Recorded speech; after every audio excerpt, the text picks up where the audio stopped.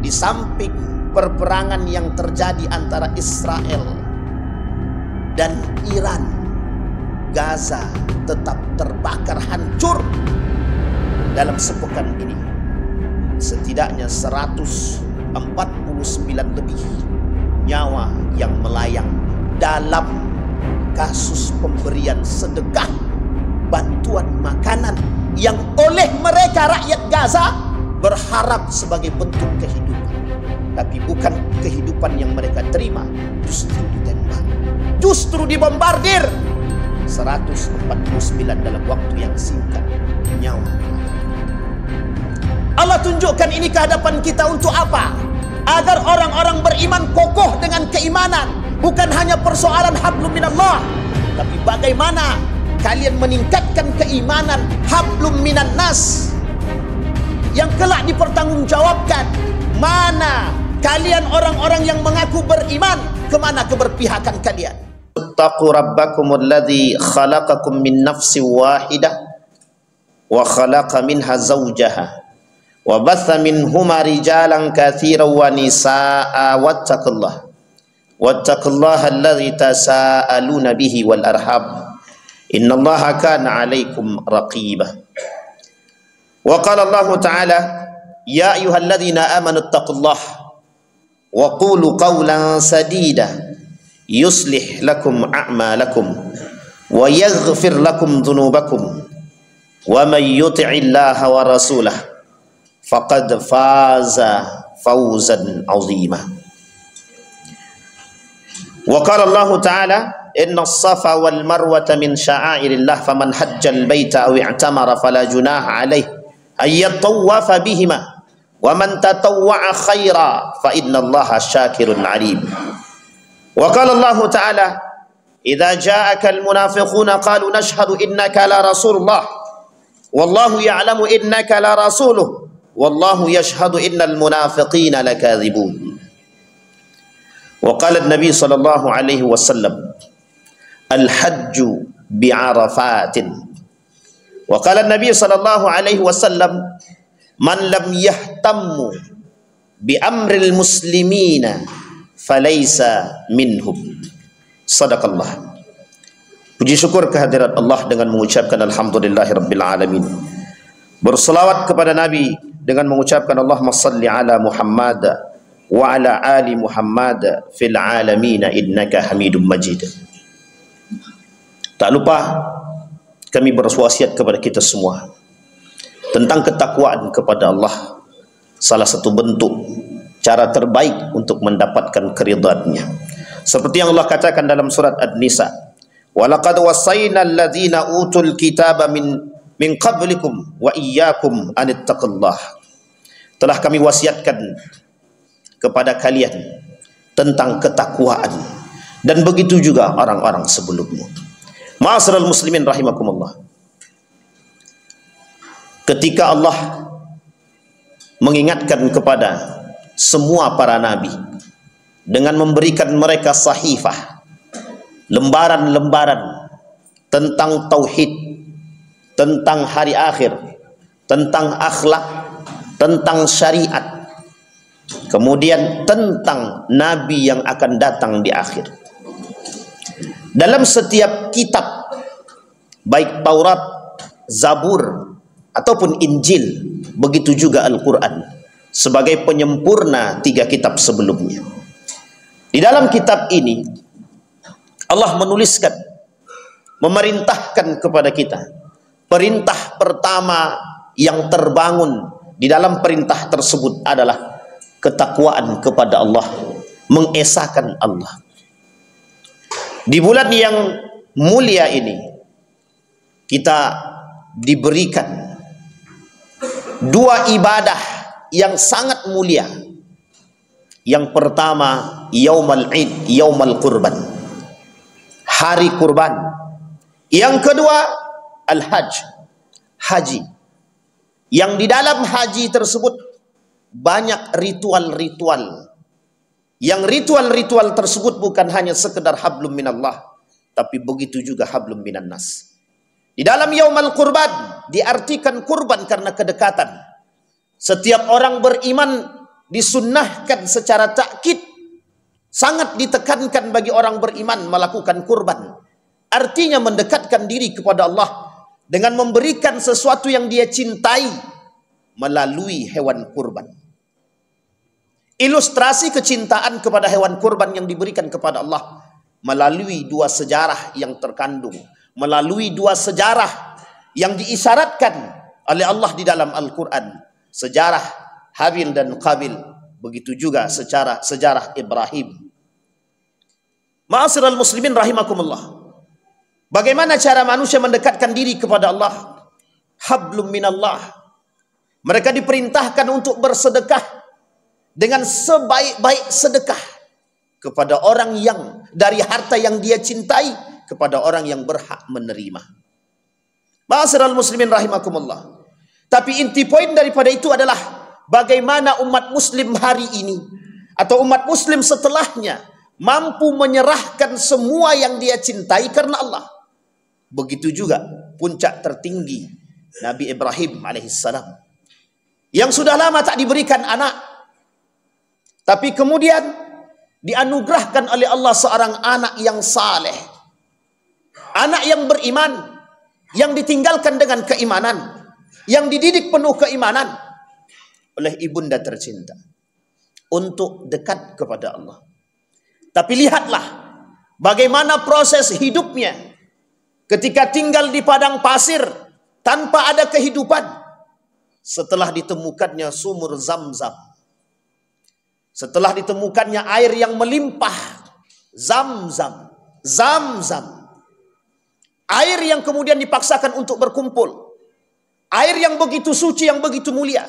Dengan air Ismail bersedekah kepada setiap para mereka yang datang melalui jalur yang mereka tinggalkan, yang ketika itu belum terkenal dengan Makkatul Mukarramah, yang masih dikenal oleh sejarah adalah Hijaz, yang kemudian kota itu berubah menjadi tempat yang begitu indah yang disebut dengan Makkatul Mukarramah, yang ketika itu pondasinya pun belum ada, yang kemudian Ibrahim beserta anaknya diperintahkan untuk membangun kembali bangunan yang disebut dengan Ka'bah.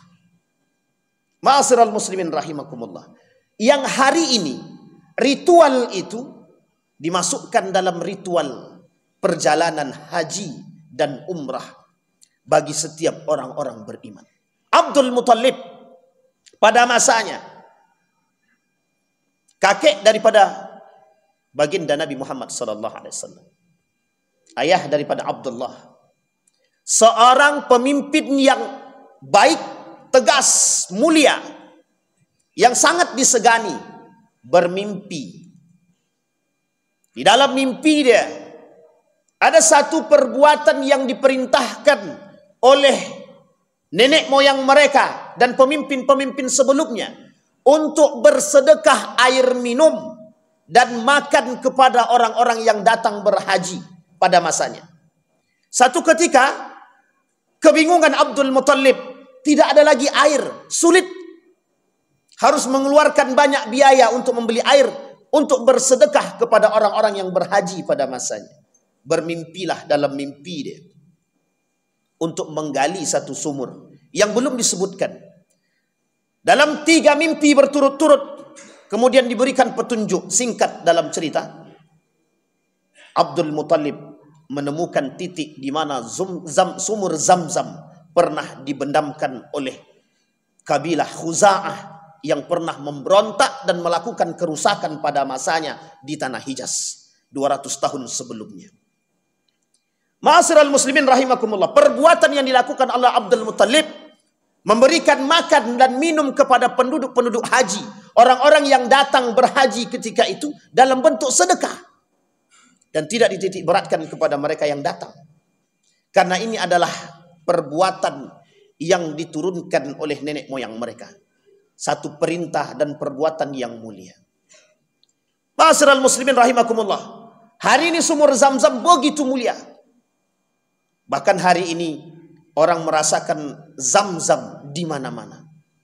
Bahkan tidak hanya di kota Mekah, tapi di luar kota Mekah semua merasakan air Zam-Zam, air yang mulia, yang dulunya disedekahkan, yang dulunya diberikan cuma-cuma, agar semua merasakan kesucian dalam bentuk sedekah. Perbuatan dalam ritual haji tidak hanya sekedar mendekatkan diri kepada Allah. Bahkan baginda Nabi Muhammad SAW mengatakan, haji yang sesungguhnya, al-hajju bi Arafat, cuma di padang Arafah.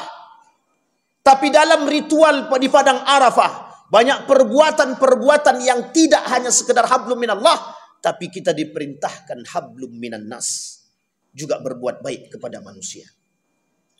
Ma'asyiral muslimin rahimakumullah, 40 hari lamanya mereka melakukan haji, yang ritual haji hanya terdapat 1 hari secara hukum dan syar'i. Karena jika mereka tidak mengikuti Arafah, sakit mereka berhalangan mereka, maka terputuslah haji mereka.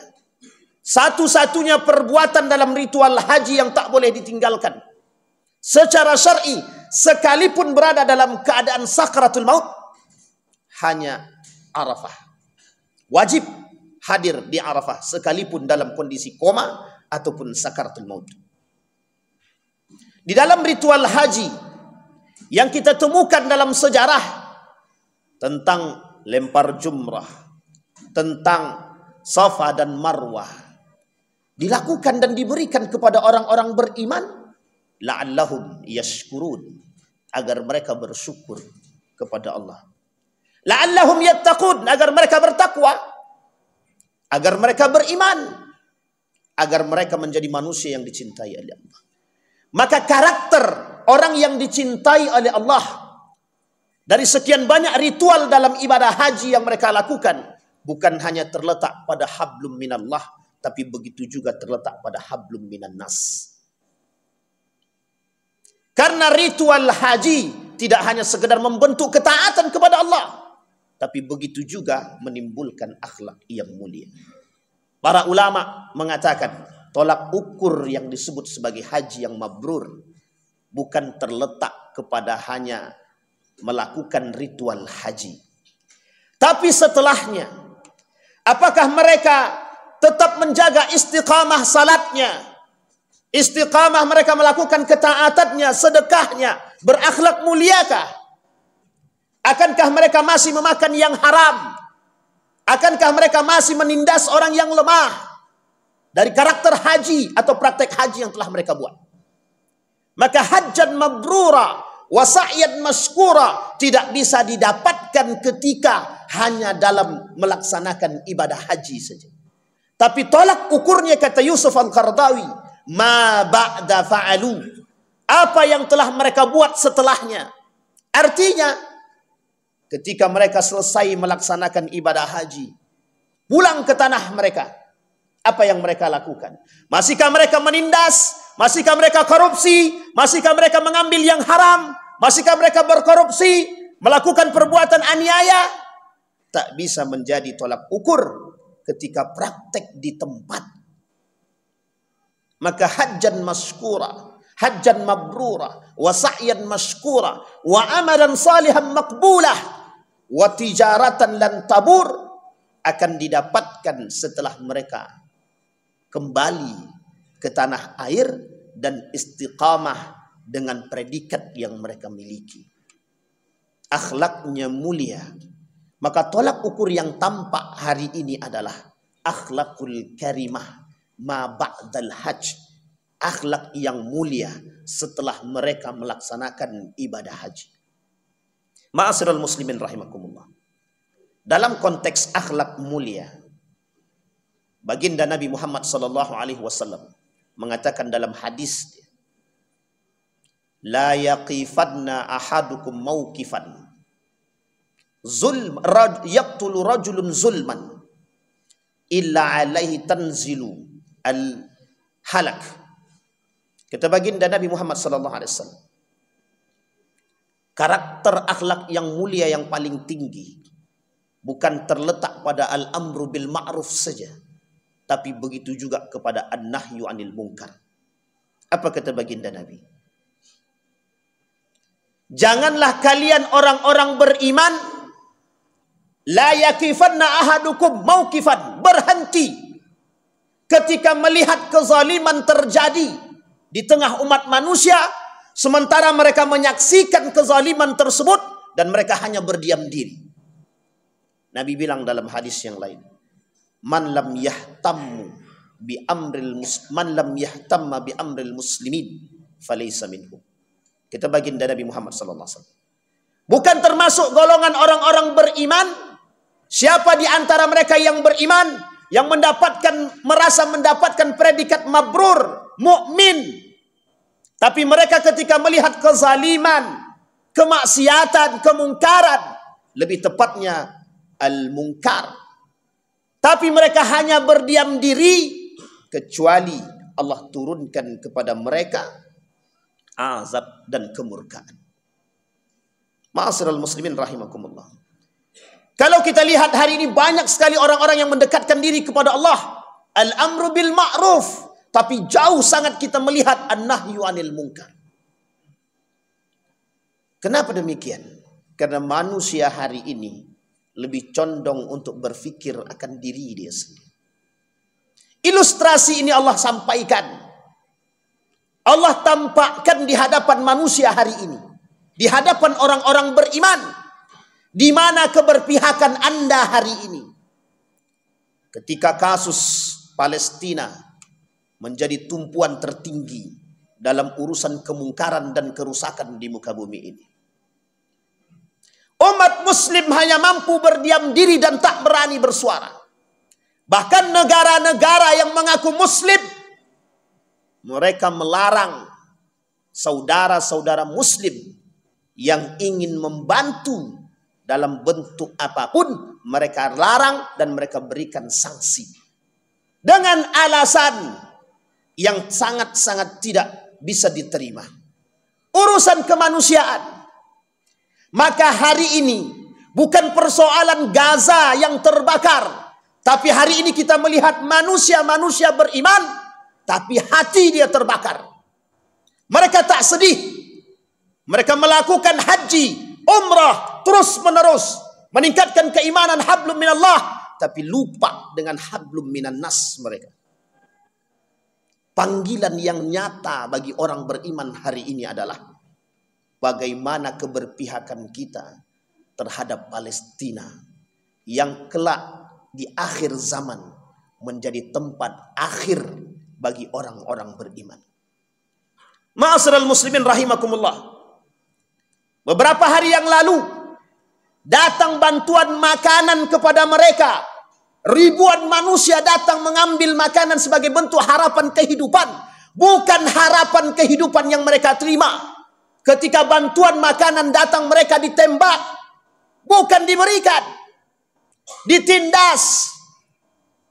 Di samping perperangan yang terjadi antara Israel dan Iran, Gaza tetap terbakar hancur. Dalam sepekan ini setidaknya 149 lebih nyawa yang melayang dalam kasus pemberian sedekah bantuan makanan yang oleh mereka rakyat Gaza berharap sebagai bentuk kehidupan, tapi bukan kehidupan yang mereka terima, justru ditembak, justru dibombardir. 149 dalam waktu yang singkat nyawa melayang. Allah tunjukkan ini ke hadapan kita untuk apa? Agar orang-orang beriman kokoh dengan keimanan. Bukan hanya persoalan hablum minallah, tapi bagaimana kalian meningkatkan keimanan hablum minan nas yang kelak dipertanggungjawabkan. Mana kalian orang-orang yang mengaku beriman, kemana keberpihakan kalian? Ma'asyiral muslimin rahimakumullah. Maka jangan pernah mengaku menjadi orang-orang yang mendapatkan predikat mabrur, mukmin, jika kita tidak mencintai sesama muslim. Salah satu bentuk kecintaan kita hari ini terhadap sesama orang-orang muslim dan orang-orang mukmin adalah saling membantu antara satu dengan yang lain. Baginda Nabi Muhammad SAW yang diriwayatkan oleh Al-Hakim dalam hadisnya. Unsur akhaka zulman au mazluman. Bantulah saudaramu yang sedang dizalim atau yang terzalimi. Maka itu bentuk keimanan yang tertinggi yang berada dalam diri orang-orang beriman. Ma'asyiral muslimin rahimakumullah. Maka dari itu, bentuk keimanan yang tertinggi adalah bagi orang beriman bukan hanya sekedar al-amru bil ma'ruf, tapi bagaimana kita mampu menjunjung tinggi dan berbuat terhadap an-nahyu 'anil munkar. Fa'tabiru ya ulil absar la'allakum tuflihun.